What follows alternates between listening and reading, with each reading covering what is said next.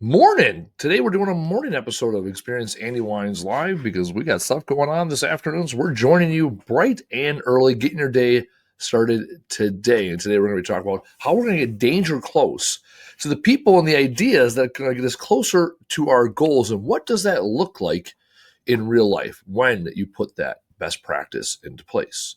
All right. As always, we start with a moment of gratitude. This week, I'm thankful for John Taroka. John he called me this morning, left a voicemail about gratitude. He called this morning thanking me for a couple of introductions that I made for him or to him the last couple of weeks here. John is an EOS implementer, the Entrepreneurial Operating System, a system developed by Gino Wickman. I love it. The book Traction. I'm all about EOS. There's like 10, 12 books in the whole suite. I'm all about them, whether it's EOS Life, what the heck is EOS, Rocket Fuel. I read the books. We implement it. We live it. And John is our implementer. He's the one that really makes sure that we are on track. And this morning he left me a voicemail thanking me for a couple email introductions I made. And it was really that simple. What I realize is often I do things in business. It's like I do them because no worries, right? I do them out of the goodness of my heart. I do them because I have an expectation that this is what I do with no expectation of anything in return. And again, that's how to live a righteous life, is to give without expectation of return. And then this morning to get a phone call, which is a rare treat. It's one thing to get emails or thank yous via text message. Whole other thing for him to take some time out of his day this morning and leave me a voicemail. And so I'll be calling him back. And I send him referrals, introductions. Michael Creed, Mr. Michael Creed talks. We never send referrals, we send introductions. Send an introduction to him because he's great at what he does. And I'll introduce him to people that I know he can benefit and he can impact them and they can benefit from knowing him. And so when we build this ecosystem of individuals that we trust, and we know and trust the three things, and I say 2 out of 3 ain't bad, no different than meatloaf. Well, you trust him, whether you like him or not. That's subjective in my perspective. So I know him, I trust him, he's great at what he does. I love introducing him to people because I know he's going to have an impact on their life. And it felt really good this morning to get that moment of gratitude from him. And he's also transformed our business over the last 18 months.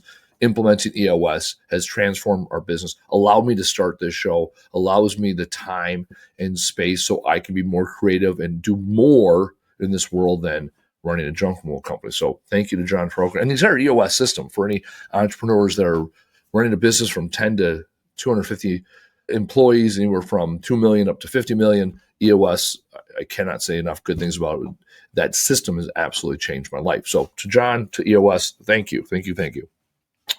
Second thing, let's pay some bills, right? John is an EOS implementer. He does essentially consulting. He teaches businesses how to business better and implements the system. And I do the same. I come out and I talk about the Language of Leadership workshop, wherein we talk about how to, as a leadership team, how to work together. How do we use language to empower? How do we use language to hold each other accountable? And that's what the Language of Leadership workshop is all about. I do 45 minutes to 90 minutes. It's short ones for lunch and learns and things of that nature. Really, the impact comes with the 4-hour workshop where people walk in with frustrations and confusions and things that are bothering them and walk out with a vivid vision statement of this is what my life is going to be someday, and these are the steps to get there. So 4-hour workshop, the Language of Leaders or Language of Leadership. Still working on that title. Either way, the content is the same. And I got great reviews doing this 4-hour workshop recently. So it has the impact we've been looking for. All right, let's talk about what we're talking about. Getting danger close. And it goes in line with my moment of gratitude this morning with John Taroka about surrounding yourself with the people that have something you like. Right? I talk about that admire, desire, require. You admire things about them. You desire the life they have. And so when you start taking time to implement those people into your life, you start getting closer to what they have. This happened to me 5 years ago. I joined a Vistage CEO roundtable thanks through Mervyn Bird, and that's actually how I met John Taroka. Again, the story kind of tells itself. Anyways, 5 years ago, I joined a CEO roundtable. I was 35 at the time, going on 36. And at the time, my health wasn't a huge priority. Going to the gym wasn't a huge priority. I ate what I wanted. I maintained my weight-ish. And all of a sudden, I'm in the CEO roundtable, and every month we rate ourselves. How are we doing personally? How are we doing our health-wise? And how we're doing professionally? And every time someone would talk about their health number, like, I went to the gym 5 days a week, right? 5 days this week. Or, yep, I went for a hike. Or, yep, I bought a new bike and I put on 40 miles over the weekend. And I'm like, I played volleyball twice maybe. And then I started realizing, man, everybody here has a workout regimen other than me. I want to have some of the success they had. I value the things that they've been able to implement in their life. And not from a point of contention, a point where I'm comparing myself to them. It's more, oh, they have this thing that I also want. Oh, they have work-life alignment. Oh, they take vacations with their family. Oh, they sleep easy at night, or sleep simpler, or sleep easier. Yeah, we get rid of the word easy. They sleep at night. How about they just sleep at night? They sleep at night because they don't have the money worries that I had. So these are the things they had that I desired, not to be them. I had these things that they desired. And in order to get those things that they had that I desired and I admired about them, I needed to change the things I was doing. So I started working out because of that. I took that serious. Oh, wow, these people are working out. I ought to do the same. And then I realized these people, we talked about certain books they read, EOS, Traction, prime example. They're like, oh yeah, read this book. I was like, everyone here read this book. Ooh, I'm the only one that hasn't. Oh, let's read, 10X is easier than 2X. That's another book I read in the last 6 months. And it's, no one else is, that one in that case, no one else read that book. So we went from, I was being influenced by them reading Traction, Profit First, these books that they were like, these are basics. Like, how have you made it in business without reading these? To a point where now this summer I implemented or introduced 10X is easier than 2X to them. And all because I'm starting to surround myself with people that are danger close to what I have. It's one thing to lay in bed at night or fantasize during the day about this life that you want.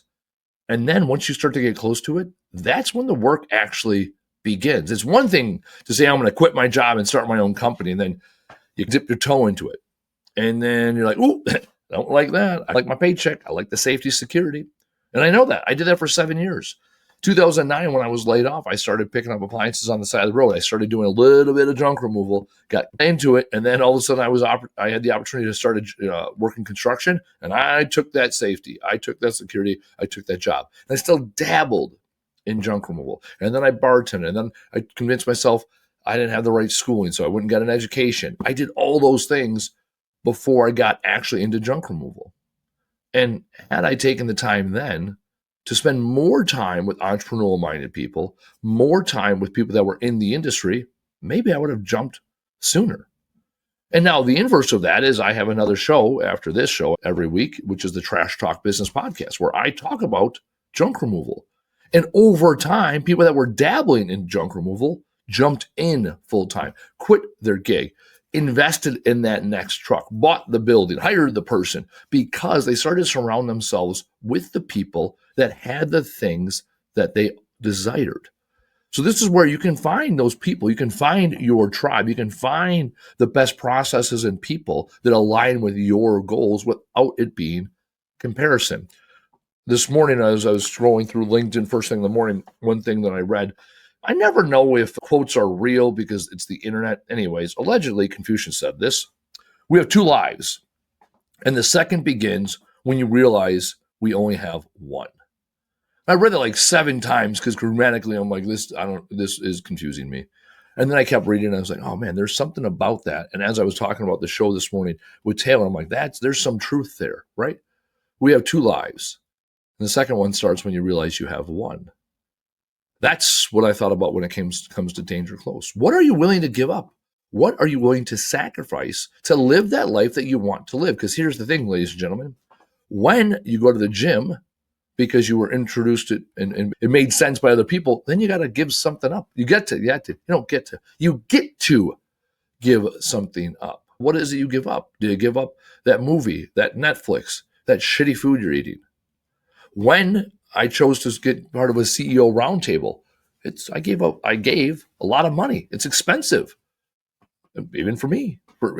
Back then, it was like cost prohibitive, and now it's still expensive. It's the most expensive thing I do every year is to be part of my CEO roundtable. Second most expensive thing I do is to do EOS with our team. So we spend a lot of money putting ourselves through this rigorous program. And the time, and the dedication, and the emotion. Because believe it or not, ladies and gentlemen, business is emotional. And all the while, I'm giving up the comfort that I otherwise had in order to chase this life I want to get to. That is what danger close feels like. You're getting so close to the thing. The closer you get, the more challenging it becomes. The simple becomes complicated. It's simple to talk about things, thinking, talking, trying. That's simple. It's complicated getting out there in the world and actually doing the thing. And that's why I said we face it while we make it. And not only are you putting the work in to do those things, you're also shedding all these limiting beliefs that prevented you from getting where you are today, danger close. You're getting rid of the people in your life that do not speak the life of danger close. They don't speak the life of where you want to go. In the books, 10x is easier than 2x. It says 80% of what you do is not serving you. 80% is 2x mindset, while 20% is 10x mindset. 20% of what you're doing is what's going to get you to the next level. And every 2 to 3 years, you got to rescrub.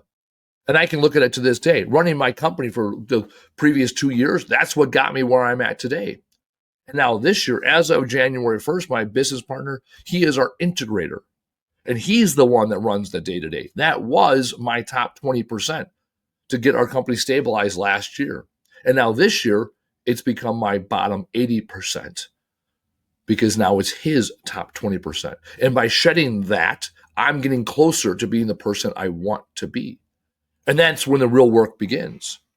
Because you can make two choices. You can either fill the void with all these things you want when you don't have the space, or you shed the things that are obviously not serving you, and you make the space for that top 20%. And as you shed, you start to realize, what is that top 20%? It reminds me of something within 10x is easier than 2x, talking about the statue David that Michelangelo carved. The statue David was carved out of a piece of marble, a single piece of marble that was discarded by others. And when Michelangelo was asked, how did you carve the statue of David? He said it was very simple. I removed all the marble that wasn't David. When it comes to your life, what's the marble around you that does not serve you, does not get you closer to the beautiful, perfect statue that you are inside? In the book, The 4 Agreements, and then the next book, 5 Agreements, they talk about all these things you carry throughout life. It's the preachers, the teachers, and the parents that put these burdens on you because you were perfectly born. When you were born perfect, when you were born, you were who you were. And over time, you're burdened with all these things that you now carry in life. It's the domestication of man. Who you were day one when you were wild and you were free and you were creative before you were told no 10,000 times, 20,000 times. Who was that person that said yes to danger? Who was that person that chased their dreams? What do you need to do today to get closer to the person you ought to become, the person you always were? And when you do that, you will start getting rid of the people, the places, the things, the limiting beliefs that got you where you're at today. Maybe you've had friends since high school. Are they still serving your future, or do they serve your past? Maybe you're in a relationship, a romantic one, a spouse that is happy with where they're at and you want more. Those are some deep-seated things. What are you willing to give up to live that life you want? Like Confucius said, you got one life.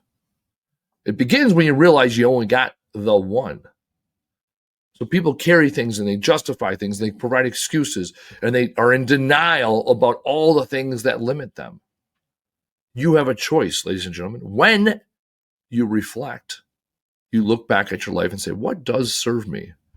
And it starts with having that goal, that dream, that aspiration. What is that danger? What is that thing that scares the hell out of you? Your BHAG, big, hairy, audacious goal. What is that? And when it doesn't scare you, it ain't that big, it ain't that hairy, it ain't audacious. What is it that scares you? Because when you get close to it, that danger close we're talking about, you start to feel some sort of way. You feel uncomfortable. You feel exhilarated. Maybe anxiety is kicking in. What can you do to reshape that language? Instead of saying, oh, I'm anxious because I don't know, you can say, I'm excited because I get the opportunity to learn something new. It is that simple, ladies and gentlemen. And the beautiful thing is the closer you get to danger, the better it's going to feel because you start living. I said this the other day to a gentleman. I'm writing my third book with him. Phrases fucking matter. We talk about the phrases that shape our lives. And I talked about the difference between plateau people and mountain men. Plateau people are the people that are fixed-minded. They got where they're at. They sit there and they look around and it all looks the same. In every direction, it's the same because on top of the plateau, they've made it and it's good enough. No obstacles in their way. No danger to be seen. It's nice and it's safe in every direction. No matter what you do, it is safe because you really haven't lived. Versus the mountain men, where they look up, down, left, or right, it's always a different view. The mountain men not really sure what's up there, and yet they're climbing that way. They know looking down will get them killed. You have a choice, ladies and gentlemen. Are you going to be a mountain man among the plateau people? 80% of people are plateau people. 80% of people have fixed mindset. 83% of Americans do not have goals. 14% of Americans have goals and never write them down. It's all, I'm going the mountain. I'm not really sure what the peak looks like. It's up there somewhere because I never wrote it down. 3% of Americans have goals and write them down. It's very clear when they hit or they miss. Beautiful thing about writing down a goal is you look back at it and you adjust as needed versus saying, there, because then you can lie to yourself and say, I got there. I made it. This is uncomfortable. Versus saying, this is where I'm going. This is what I'm doing. And then when you're danger close, when you're having the feels, ooh, I'm getting there. And that's your choice, ladies and gentlemen. Who is it that is close to where you want to go? What limiting beliefs do you need to shed along the way? What actions and activities get you closer to danger close? And this all begins with your language. What words do not serve you? I talk about the 13 shit words and phrases in my book that do not serve. Time and time again, I have this argument with people. It ends up being a healthy conversation. Yesterday, I was scrubbing a LinkedIn post from somebody. They had the word but 4 times. And as we reread it and changed it to and or, got rid of it entirely, the sentences were as strong, if not stronger. If there's a shit word. They were stronger. That's it. They were stronger when we eliminated the word but, because but justified one of the two things on the left or the right. When you get danger close, when you start to listen to people that are closer to those things that you admire about them and desire, you realize they're going in the direction they're going to go. They do not let limiting self-beliefs, limiting language, limit their feet in the direction they are going. So this week, ladies and gentlemen, take the time, the 3-step methodology, reflect, real time being aware, and then real time regulating. When you do that, you'll be successful in life because you'll be able to start testing your theory, your goals against where you're at. And you can truly assess whether you're danger close. You can assess who serves you. And ultimately, ladies and gentlemen, you need to get out there and do it. You need to do the fucking thing that you say you're going to do. Tell the fucking world where you're going. The hint there and the secret there is they may join you along the way. They may give you a couple nuggets every now and then when you tell them where you're going. And then show the fuck up. When you get danger close, face it. Face it while you make it. Walk closer to the danger. Walk closer to that big, hairy, audacious goal. And when you show up, the world will show up for you. It's manifestation of what you want in this world when you show up as your authentic self. So this week, as always, ladies and gentlemen, take on that world, slay the dragon, chase the BHAG, and get danger close. I'll see you next week.